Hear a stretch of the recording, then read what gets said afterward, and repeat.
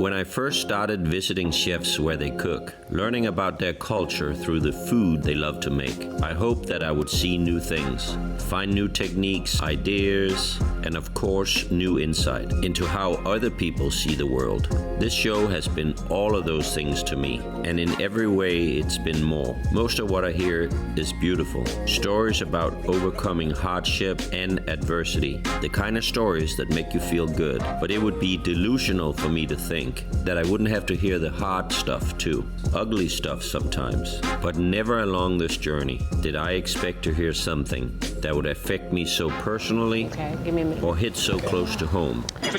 As a chef, I need to stay curious in order to evolve. For me, that means looking beyond a good meal to learn more about who made it and what inspires them to cook. La comida es amor. Every great city has great food. I'm going on a journey around the world, right here in St. Louis. I'm on a quest to find passionate chefs who cooks from the heart. It's exciting. And I think it's the best. To prove that food is love. And it's gonna be delicious. Food is love. Love your food.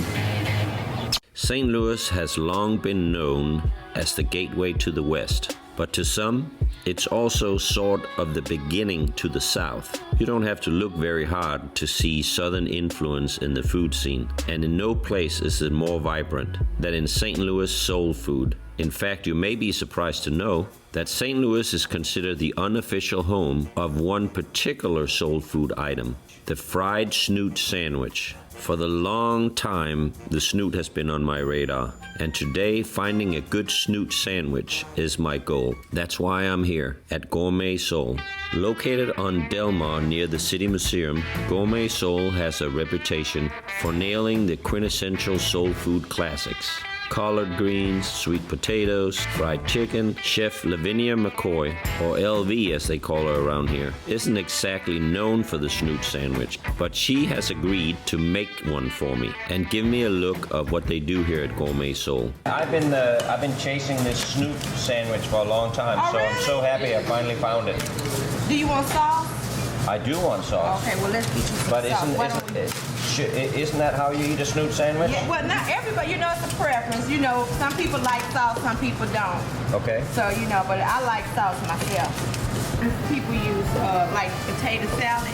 Yeah. With it, put it on there. Yeah, And that's you want how. Potato salad to get kind of room temperature, not cold. The ideas of this have kept me awake countless nights. Oh, that's a snoot sandwich And right that's there. a snoot sandwich right there. All right. I'll be snooting here in a There second. you go. The moment has finally come. That is so good. I love snoots. Delicious. Think of it as a cross between crispy bacon and pork rinds, sandwiched in between two pieces of white bread and covered in barbecue sauce. Crispy, savory, salty. Seriously, more people should seek this out. It is so good. I've been wanting this snoot for a long time, and I got a snootful. It's awesome. With the popularity of bacon at its all-time high, I think a lot of people would naturally love the snoot sandwich. But that's clearly not all that goes on here. These right here, I'm gonna cut them up, and I'm gonna do a little saute. Okay. A little onion, red pepper. So are these greens bitter Yes. by nature? Yes, they are. And so that's why we're going to have to do stuff to them to We're gonna razzle dazzle them. razzle dazzle them. Yeah, we're gonna razzle dazzle these greens. So, I mean, Garlic. so the idea behind the restaurant is that you are elevating I'm soul elevating soul food. Like even, you know, in the dining room, you know, typically when you think of soul food and you think of a soul food restaurant, you think of it being in a bad part of the city, pretty rundown building, hodgepodge furniture, Yeah. no flair at all. So I'm trying to break that barrier. Is, you know, there's always, like you say, this stigma about, okay, if you go to an African American restaurant, it's in a bad neighborhood, so how do you get white people to come over here to your Ooh, restaurant? question of the day. Yes. Question so of tell the me how day. you're going to change that. How are we going you to know- help changing people's mind that this is a great place to come. Your place is beautiful, and we're introducing people that may not be familiar with anything other than greens and what they heard or seen. But you're taking that extra step. Yes. And elevating the Yes. food. I've been trying desperately for 6 years Okay. to cross over. Yeah. Yes. But I mean, I don't feel nervous about being here. I don't feel nervous when I came here. The City Museum is right around the corner, so Yeah. we get a lot of traffic. Not we don't, because again, Yeah. they come in and they see all of us Yeah. and they walk back out. Yeah. Yeah, real talk. This is cornbread dressing. Cornbread dressing. So what we do first of all is we bake the cornbread quite naturally. So what's the difference between stuffing and dressing? I can't tell you the first thing about no stuffing, honey. Okay. I think it comes out of a box. All right. Okay? This right here is the good stuff.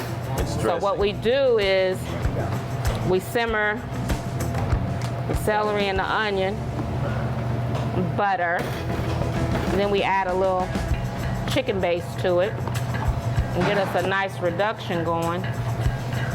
And then to this, we add a couple of eggs. And what we're gonna do, we're gonna add some sage and some poultry season and some black pepper. Okay.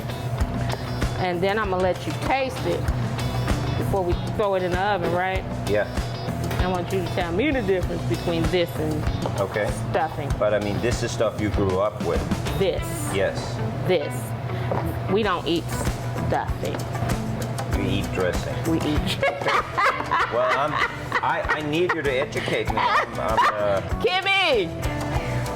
Come help me let the chef know the difference between stuffing and dressing. I'm stuck, dog. I'm stuck. Well, stuffing is usually made out of those pre-seasoned breadcrumbs All right. and generally Caucasians Okay. stuffing. Okay. Blacks, you make dressing. And we usually make our dressing from scratch. We make cornbread.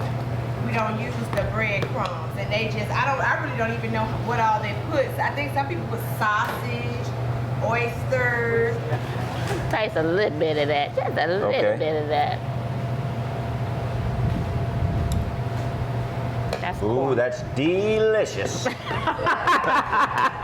That's cornbread dressing. It's good. Yeah. It is. So now I'm gonna tell my family I don't want no stuffing. I want dressing. That's right. Let me help you. Thank you, chef. Dog, can I get a rubber spatula?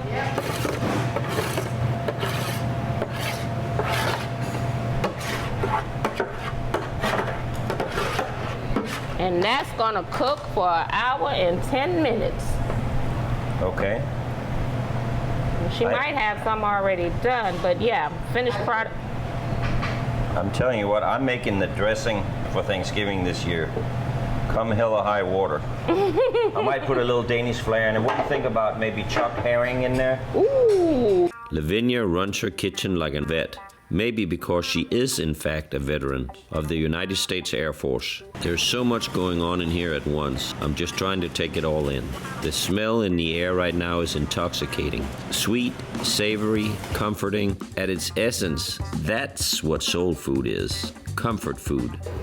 Okay, so on the plate is our fried salmon over cocoa rice with the Cajun cream sauce. Okay. This is one of the elevated items I do, and I do it on a daily special. So usually on Fridays and Sundays you can get this at Gourmet Soul. So let's try it out, see what you think. And these are the more traditional. This one right here is the actual sauteed collard green with onion and tomato relish. So that's the So razzle dazzle. That's of the the razzle greens. dazzle. Okay. This is the traditional with smoked turkey. And then this is your traditional sweet potato and traditional cornbread dressing. My mom is straight out of Mississippi, right? Okay. So they migrated from Mississippi up to Carbondale, Illinois. and planted roots there. After a little talking with Lavinia, I'm floored to find out that her grandmother, the one that taught her the love for cooking, lives only a couple of miles from my restaurant in southern Illinois. And my entire family is from Carbondale, but my mom decided she wanted more out of life, so she decided to move to Springfield. So we moved from Carbondale to Springfield, and from Springfield to Decatur, Illinois. So as a young girl, when we would come from Decatur on our way to Grandma's house in Carbondale, when we would come up Highway 51, when I would get to Tom's, Yeah. that's when I knew we were almost to Grandma's. And I would sit in the back window and peer out. And I'm telling you the God honest truth, I would see the cars lined up, and I would often wonder, what are they doing in there? You know, what, is it a honky-tonk? These are the things that were going through my mind. What's a honky-tonk? I just thought they were like, Yeah. because we grew up on hee-haw, right? I'm so serious. I don't know what that is. Oh, you but- don't know? Oh, I'm sorry. Yeah, you know, I'm a little different. I'm from the other sorry. planet. The hee-haw. Oh, okay, I get it. Okay. So in any event, like you said, this was supposed to happen. I just can't believe it. That you live, or your restaurant is in my hometown. When we grew up, you know, we weren't allowed to go to a place like Tom's. Not even go close to the front door. I mean, because you were a child or because you were black? Because I was black. Our grandfather, my grandparents were like, we couldn't even travel up Highway 51 after dark.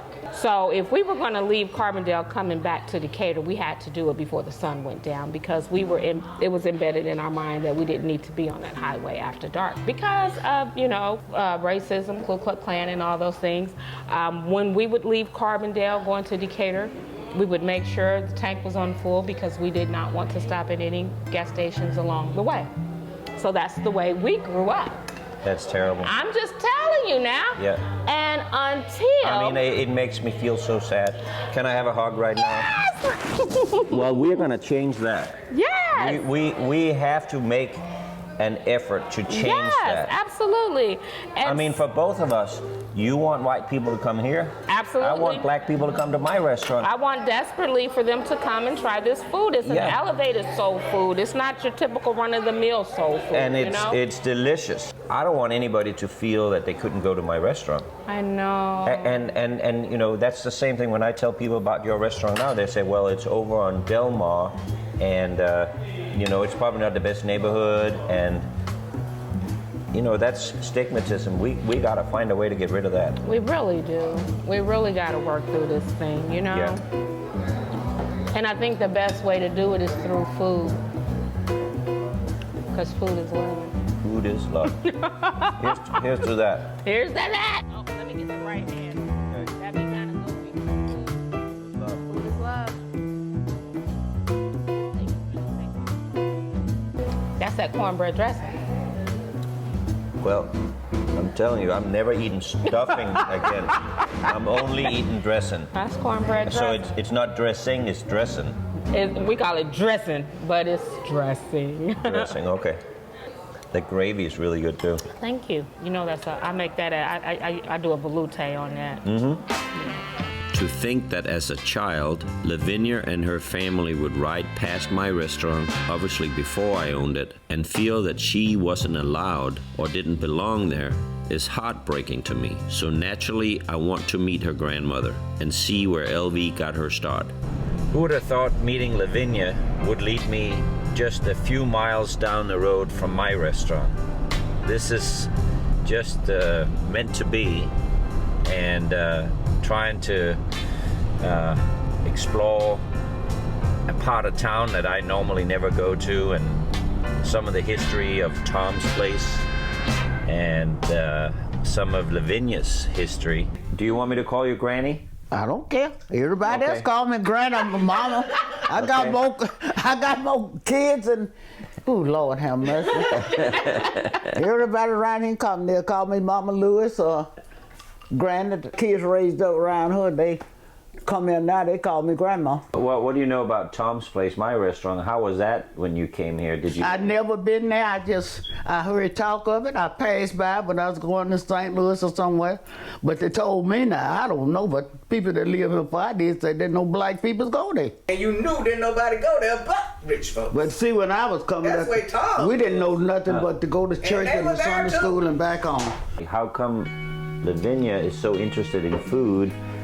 She must have had some inspiration from somebody. She watched me cook sometime, but she like to cook because I like to cook. I like to cook for family. Yeah, family. Yeah, So I cook. what do you do for Christmas, Thanksgiving? Yeah. I had big dinners every time. Now I don't teach her how to cook. Yeah, we had ham, turkey, greens, candy yam, Potato salad. and chocolate pies, and Chocolate pies. we cook all that stuff at Thanksgiving.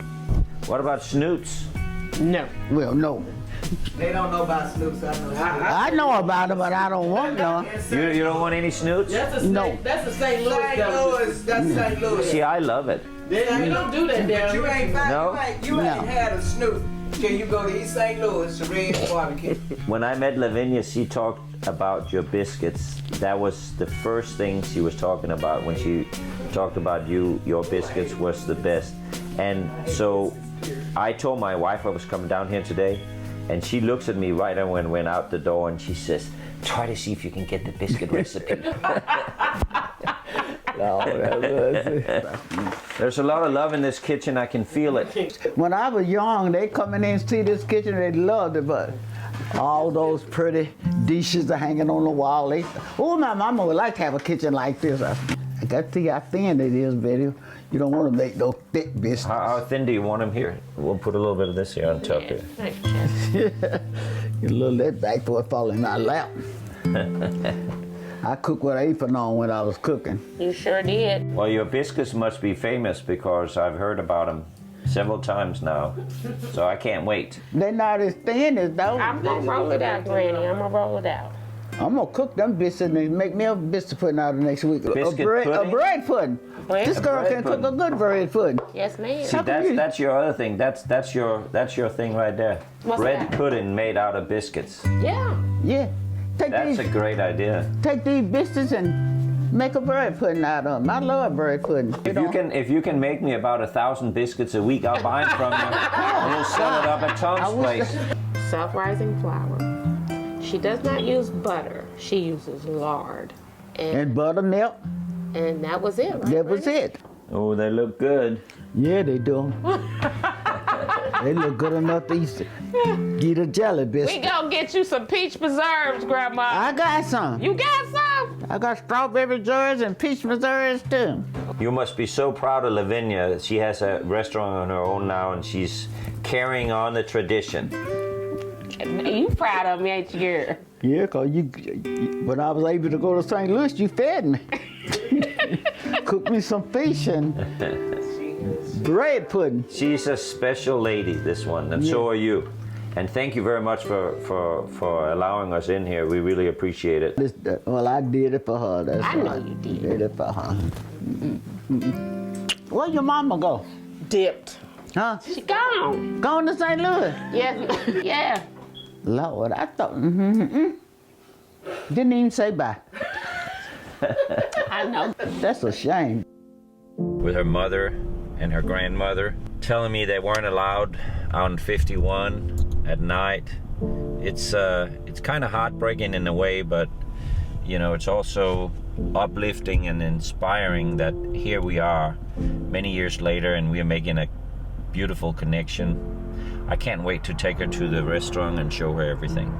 Having wandered into Gourmet Soul in search of the snoot sandwich, I had no idea about Lavinia's ties to Southern Illinois or her impression of my restaurant. But knowing what I know now, I feel an overwhelming need to do something about it. I am not naive. I don't believe that inviting LV to cook in my restaurant will straighten the axis of the tilted world we live in. But in my own way, this is a chance for me to right an old wrong, an opportunity for me to leave something better that I found it. It's only fitting that the first chef I invite to cook alongside with me in my kitchen is someone who thought they couldn't or maybe weren't allowed to be there because of their skin color or otherwise. I'm not pretending that this is gonna make any difference at all in the grand scheme of things, but helping LV to create an elevated dish for her restaurant is the very least I can do in this situation. I have as much to learn from LV as she does me, and it's fun to combine our worlds to make something new. So here's my idea, and I want your blessing. Yes, chef. So you brought,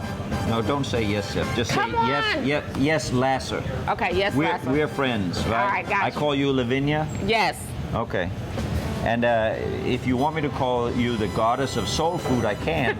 I just think Lavinia's fine. Lavinia's good. Okay. Yeah. You've made the greens, right? Yes. You brought the snoot. Yes, I did. A favorite at Gourmet Soul is LV's fried salmon, which is really good. But I have an idea for something different today. The fried snoot there is crispy. Yes. We're gonna put that in the blender, and we're gonna make almost like a meal, cornmeal, but a Yeah. snoot meal Okay. out of it. All right. And then we're gonna take salmon, All right. and we're gonna roll that in the snoot meal. Oh. And then we're gonna make some risotto, and we're gonna put some wild mushrooms in there, okra, Yes. and tomato. So if we make a tomato broth with okra, okay. and that'll be the sauce around it. Ooh. And then if we have sweet potatoes, we'll make some sweet potato chips for the garnish. That's my idea. What do you think? Sounds superb. Okay. All right. Let's do it. get it. Okay. Fried snoot crusted into crumbs and used for a sort of breading for the salmon. As strange as it sounds, I think we actually done something special here. The breading on the salmon Yeah. It's pork. is pork. Yeah. It is snoot. Mm-hmm. Give me a minute. Okay. Give me a minute.